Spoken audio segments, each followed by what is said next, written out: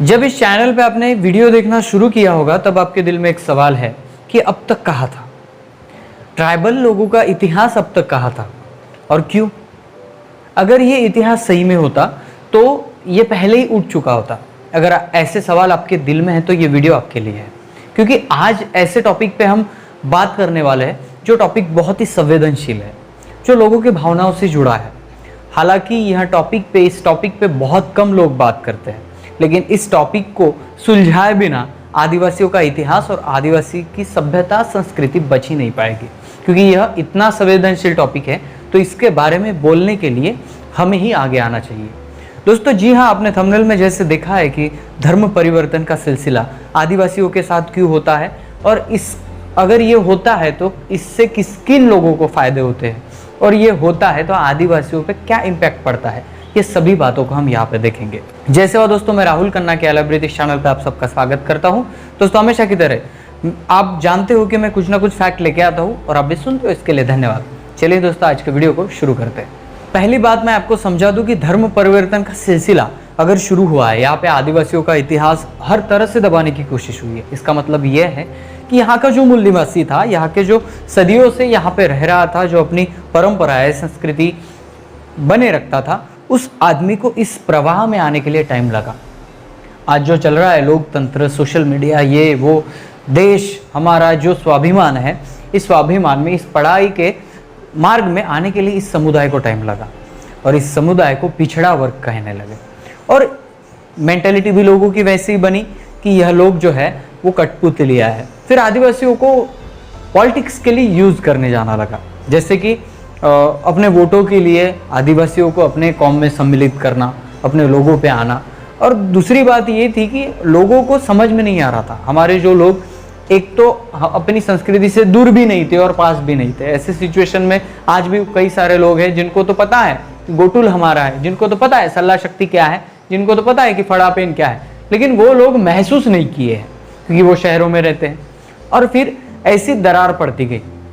कुछ ऐसे कौम हैं आदिवासी समुदाय में, जातियां हैं जो होशियार जातियां थी, उन्होंने विकास की तरफ, जो प्रगति की तरफ पहला पैर डाला और फिर इन दोनों जातियों में भी बंटने के सिलसिले हो गए और ऐसा ही चलते गया। और आज आदिवासी आपको दिख रहा है कि धर्म परिवर्तन के बारे में आदिवासियों में बहुत बड़ी फूट है। दोस्तों बहुत सारे लोगों ने मेरे वीडियो के नीचे कमेंट किया और कमेंट में ये कहा कि मैं भारत देश को तोड़ रहा हूँ। जैसे कि उस महाशय के डीपी में छत्रपति शिवाजी महाराज का फोटो था। मैंने जबकि रणजीत देसाई शिवाजी सावंत को पढ़ा है तो मैं हमेशा आपको बताता हूँ कि छत्रपति शिवाजी महाराज, इन्होंने स्वराज्य की घोषणा की। अपने उस विचारधारा को पकड़ा नहीं है। स्वराज्य यानी खुद का शासन, खुद का राज्य, खुद के अधिकार, खुद के कर्तव्य, और इससे बनता है अपना स्वराज्य। और यही बात आदिवासियों के इतिहास में हमें देखी जाती है। जैसे शिवाजी महाराज ने गनिमी कावा, ऐसे बहुत सारे ऐसे षड्यंत्रों पे बात की है और शिवाजी महाराज ने सभी को एक साथ लाने की बात कही है। वही एक तरफ इतिहास भी हमें कहता है कि आदिवासी आज तक जितने लड़े हैं, जितने विद्रोह हुए हैं, जितने आदिवासी क्रांतिकारक लड़े हैं, वह भी स्वशासन स्वराज के लिए लड़े हैं। और यही बात है, और वो आज भी कहते हैं, मावा नाटे मावाराज, आज भी कहते हैं कि जल जंगल जमीन हमारी है।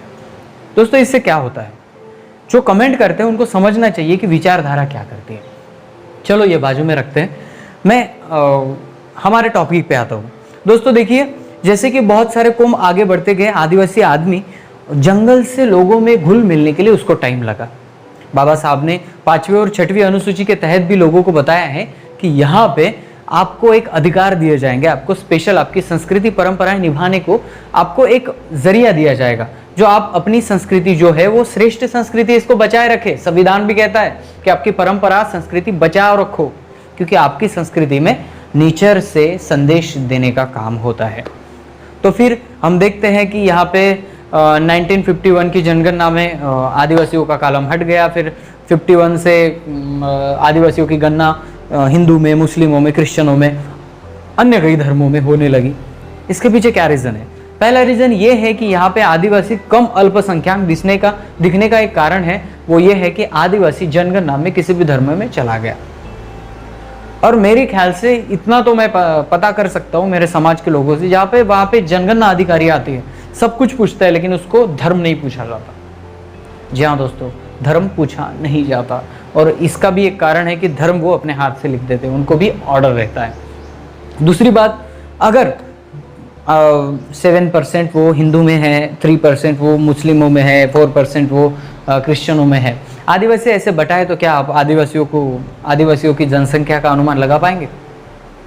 और वो धर्म परिवर्तन मायने नहीं रखता जो धर्म परिवर्तन वहाँ के लोगों को बहला के फुसला के किया गया हो।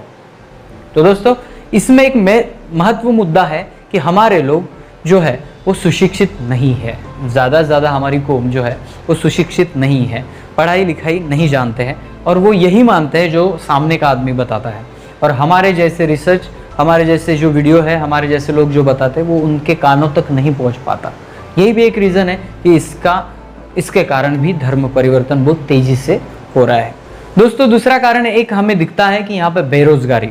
जी हाँ दोस्तों, आप जानते हो कि आदिवासी जो पढ़ा लिखा नहीं है वो अगर गांव से शहर आने की बात करता है अपने बेटी बीवी बच्चे के साथ छोटे छोटे, तो उसको एक मजदूरी में काम मिलता है या दिहाड़ी में काम कर लेता है वो, और उनकी पत्नी उनके बच्चे भी काम करते हैं। ये बहुत शोकांतिका है इस इंडिया की।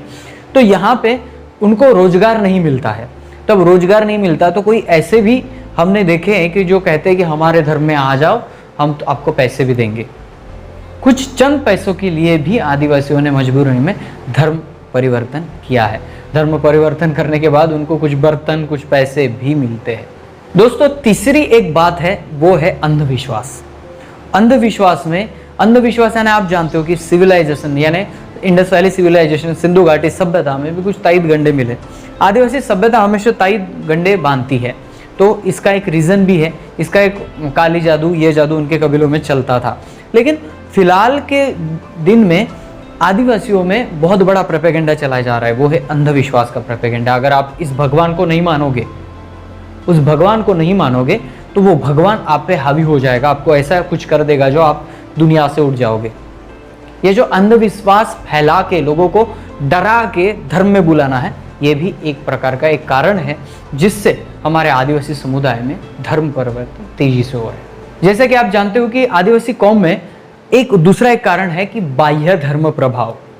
जी हाँ दोस्तों, आदिवासी जब हम कहते हैं, हमारे रिसर्चकार संशोधनकार कहते हैं, जिन सुप्रीम कोर्ट ने भी यहाँ पे कह दिया कि आदिवासी किसी भी धर्म से नहीं आता, वो हिंदू ना है, वो मुस्लिम नहीं है, वो क्रिश्चियन नहीं, किसी भी धर्म से नहीं आता। फिर भी हमारे जो लोग हैं, अनपढ़ लोग हैं, जो बहुत सारी कौम गाँव में रहती है, उनके ऊपर यह भी मैटर होता है कि बाह्य धर्म प्रभाव, बाकी के धर्म के जुलूस निकलते हैं, बाकी के धर्मों के प्रोपेगेंडे चलते हैं, बाकी के धर्म वाले लोग आसपास इर्द गिर्द रहे, तो आदिवासी आदमी एक तो उसको पता नहीं है कि मेरी संस्कृति क्या है, और इसके बारे में वो खुद को फिर वो धर्मीय मानने लगता है। यह भी एक बहुत बड़ा कारण है आदिवासियों को धर्म परिवर्तन करने के लिए कि बाह्य धर्म प्रभाव उसके ऊपर होने लगा है। तीसरा मुद्दा मैं आपको बता दूं, वो है बोगस लोग, जो जी हाँ दोस्तों अपने चंद कुछ नौकरी के लिए या इनके पास आरक्षण है इसलिए वो किसी आदिवासी के लड़की के साथ शादी कर देंगे और फिर अपनी कास्ट वैलिडिटी वैसे बना देंगे। और महाराष्ट्र में अभी एक सामने आया है प्रकार की, उसमें जो कास्ट वैलिडिटी जो इंसान देता है, जो अधिकारी देता है, वो अधिकारी भी पैसे खा के कुछ डुप्लीकेट बनाता था। शेगांव के होटल में वो पकड़ा गया था।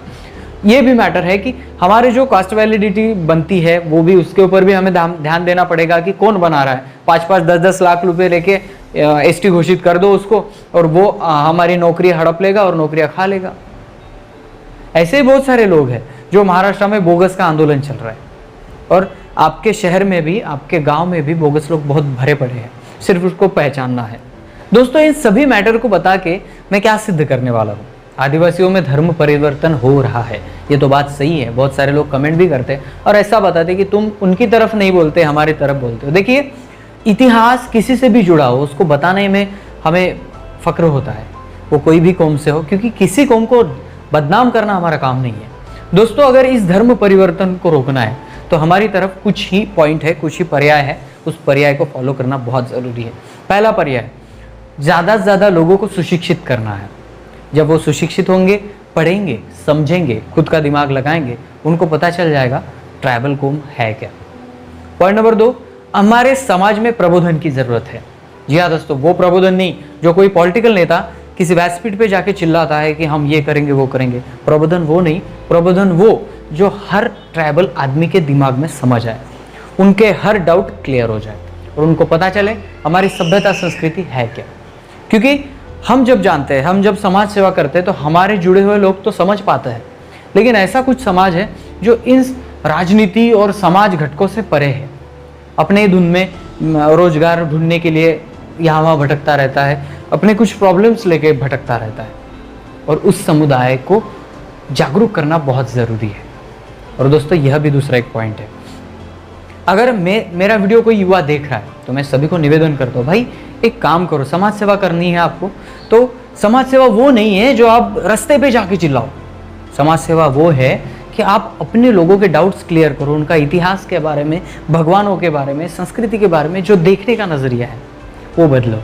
जिस दिन यहाँ के आदिवासी समझ जाएंगे कि मेरी संस्कृति श्रेष्ठ है, मैं पर्यावरण को यानी सृष्टि को मानता हूँ, यह श्रेष्ठ संस्कृति छोड़ के वो कभी कहीं नहीं जाएगा और फिर धर्म परिवर्तन का सिलसिला रुक सकता है। नहीं तो आप जानते हो जारवा जमाती हो गई या बहुत सारे ऐसे जमाती है जो मिटने के कगार पर है, 300 या 400 उनकी संख्या रह गई है और आने वाले जनगणना में उनका नाम भी आएगा नहीं आएगा, बहुत मुश्किल बात है।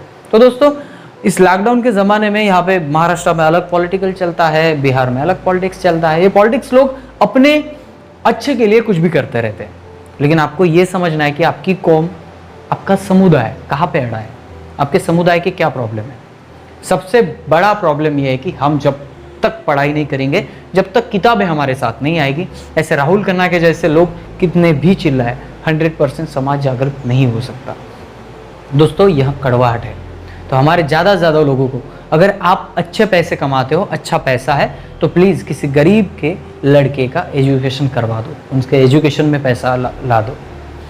अगर आप अच्छे काम करते हो तो अपने करियर में 1-2 समाज के लोगों की मदद कर दो, यही हो गई समाज सेवा। और ऐसे ही तो समाज आगे बढ़ता है। समाज किसी एक पुढ़ारी से यानी एक कोई बहुत बड़ा लीडर है तो उससे आगे नहीं बढ़ता, ये गलतफहमी है। समाज उससे आगे बढ़ता है कि घर घर शिक्षा आ जाए, घर घर लोगों को पता चले कि उनके हक और अधिकार क्या है। फिर देखिए समाज परिवर्तन रुक जाएगा और आदिवासी आदमी एक झंडे के नीचे आएगा। दोस्तों वीडियो बड़ा है, लेकिन आपको समझे इसलिए बहुत बड़ा बन गया, आपको समझ में आए कि हर पॉइंट कैसे लिया जाए और हर पॉइंट की तरफ हमें देखना कैसे। अगर कोई आदमी धर्म परिवर्तन कर रहा है तो उसके दिमाग में क्या चल रहा है, वो कितना जानता है आदिवासी समुदाय को, कितनी कल्चर अपना जानता है और खुद के कल्चर को वो ब्लेम करता है, इसलिए वो धर्म परिवर्तन कर रहा है। तो उसके ये डाउट्स मिटाना है और फिर वो अपनी संस्कृति, अपनी सभ्यता लेकर चलेगा। दोस्तों वीडियो अगर पसंद आए तो लाइक शेयर कमेंट कर देना। मिलते हैं अगले वीडियो अगले टॉपिक के साथ, तब तक के लिए जय सेवा, जय जोहार, जय आदिवासी, जय गुणवाना, जय भीम।